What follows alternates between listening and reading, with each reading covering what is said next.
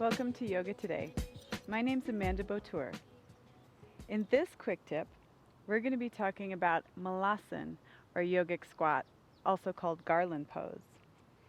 So Krista's going to come on up and stand up, and we're going to demonstrate a couple of variations of Malasana yogic squat. The first one we're going to do is with a blanket. So if you have a blanket at home, it doesn't have to be a yoga blanket in particular. It can be anything that gives you a little leverage on the heels.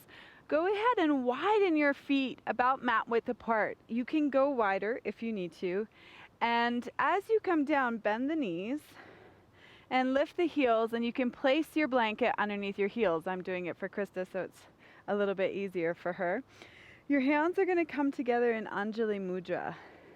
From here, you just hug the inner thighs onto the upper arms to create a little engagement of the hips.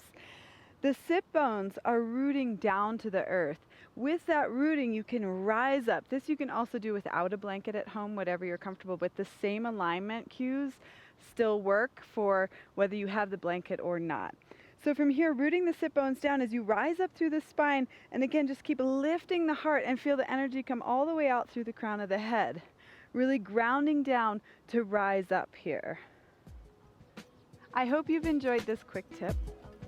For full-length classes, please visit YogaToday.com. Thank you so much. Namaste.